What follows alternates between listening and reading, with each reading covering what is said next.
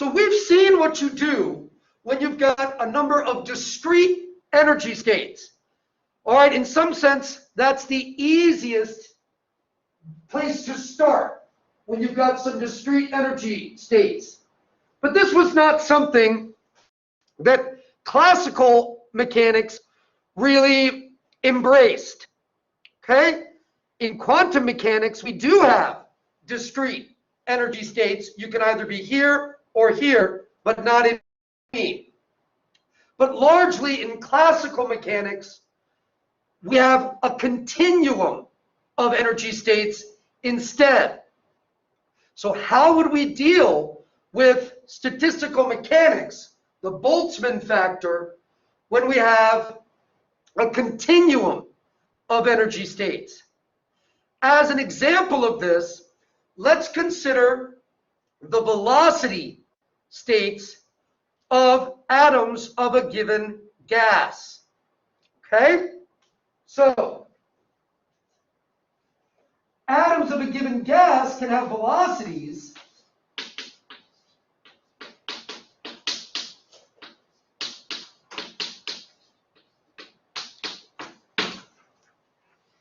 which have three components. And these three components can take any value between negative infinity and infinity. As an aside, we're not worrying about the speed of light right now.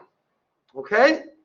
That is an unnecessary complication to the analysis that we'll be doing.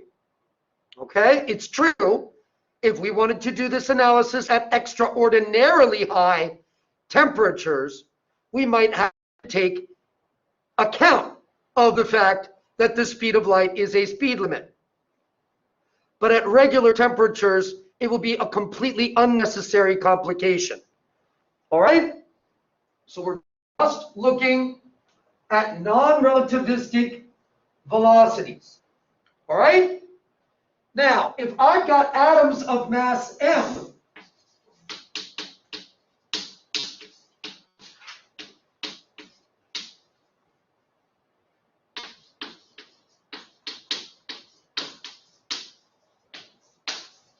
then the energy that's required to have this velocity is 1/2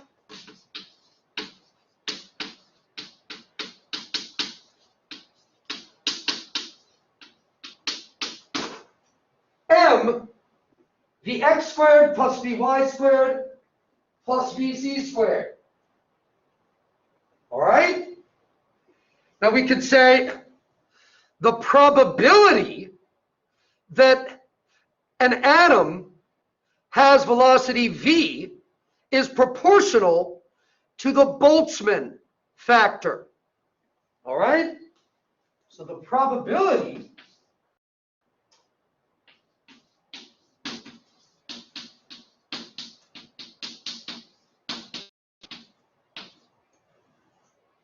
of a gas atom having velocity v is proportional to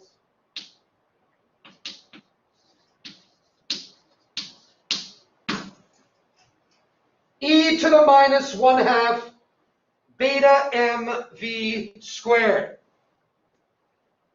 All right, so all this is very straightforward. But now we run into a little bit of an issue. And that issue has to do with the fact that these velocities represent a continuum. So it doesn't really make sense for us to ask, what's the probability that the velocity is a particular velocity v? So for example, 50 meters per second I hat plus 20 meters per second j hat minus 100 meters per second k hat.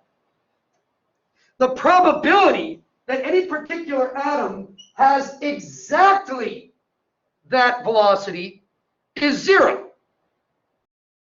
Because it's not really an appropriate question to ask. When I say 50 meters per second I hat, I mean 50 meters per second, not 50.001 meters per second, not 49.999999786 meters per second, 50 meters per second. So it's not really appropriate for us to ask that probability. It is better to ask, what is the probability that, for example, the x component of the velocity lies between 49 meters per second and 51 meters per second. We give ourselves a window, and that essentially is how we're going to solve the problem of a continuum of energy states in this situation. All right, we give ourselves a window. So rather than asking about the probability of velocity v, we can ask,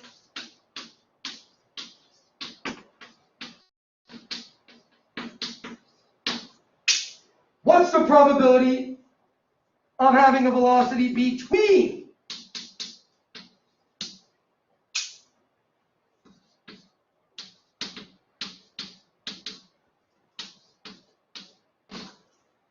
v and v plus dv, where dv is an infinitesimal window size. Now we're going to do this in 3 dimensions, but it'll be easiest for us to look at what happens in 1 dimension so that I can draw the diagram. Okay? So let's say this is Vx. And I want the probability that it's right here at Vx, I don't know, 1. All right? And I look, it's between Vx1 and Vx1 plus dVx.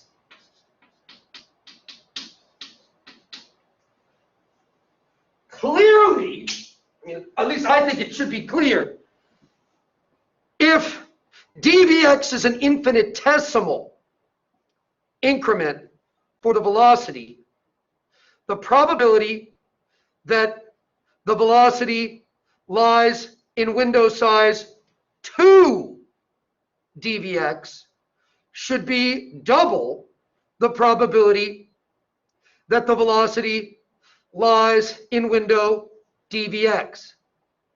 All right, if I double the window size, if I say, for example, between 50 and 50.02 meters per second, then that should be twice the probability that it's between 50 and 50.01 meters per second. As long as that window size is small, the probability should be proportional to the window size. All right? So what that does is it allows us to write the probability like this: proportional to e to the minus 1/2 beta m v squared. And then I'll have dvx, dvy, dvz. All right? So what we're looking at here is the probability that the velocity lies in a certain box. All right, so it's pointing this way, but then I go to the end of this vector, which would be v.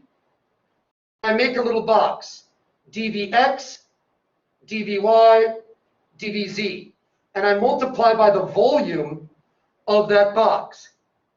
Now I'm using that word volume loosely because, of course, the unit of this, what I'm calling a volume, would be meters per second times meters per second times meters per second. And meters cubed per second cubed is not properly a volume. All right? So in order to address that, we introduce the term phase space. All right? More generally, a phase space represents a set of quantities quantities that determine the state of an object. So for our gas atoms, we could have the spatial location of the gas atom, and that's 3 coordinates, and then its velocity components. That's another 3 components, 3 coordinates. So if I got all 6 of those, then I would have the position of my gas atom in phase space. Okay? So here, this represents a volume of a part of phase space.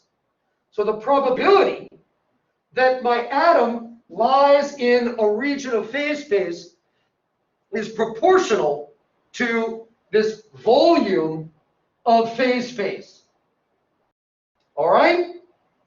Now, all I have to do to complete this is normalize it. I need to get the constant of proportionality. All right? We said that the probability should be proportional to this.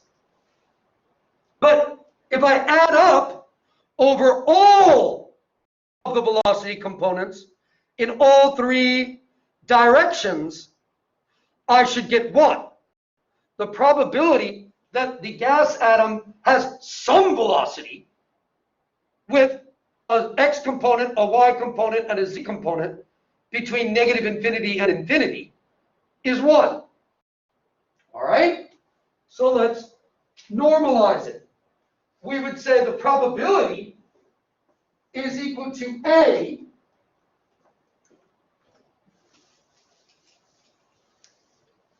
times this quantity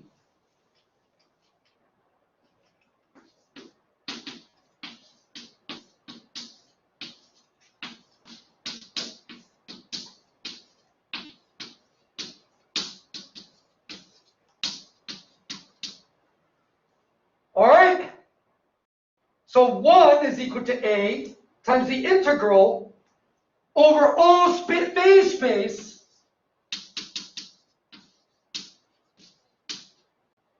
e to the minus 1/2 beta mv squared. And of course, this integral factors into a product of 3 integrals. 1 over Vx, 1 over Vy, 1 over Vz.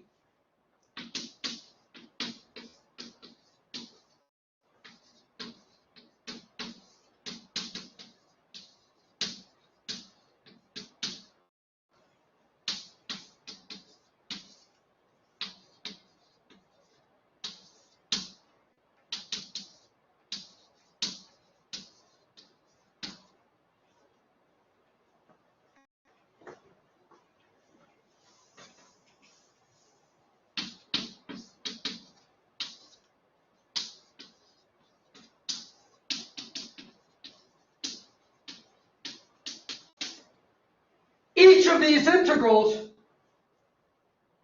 is a Gaussian integral. And so it's given by the square root of pi divided by the coefficient of the square here.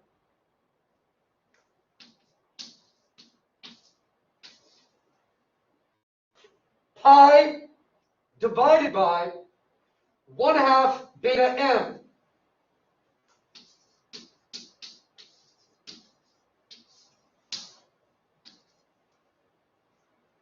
All right, so that's going to give me the square root of 2 pi over beta m.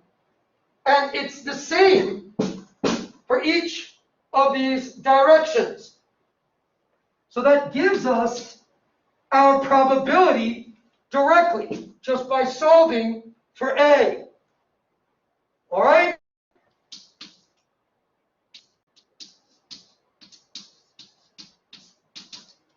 And so we'll write it like this.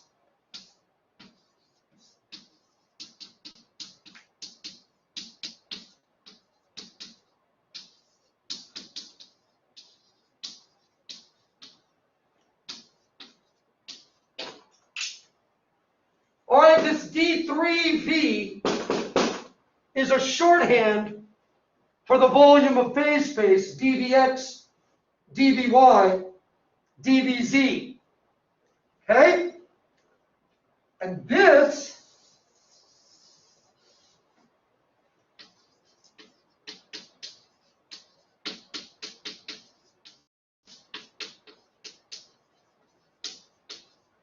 gives us the Maxwell-Boltzmann velocity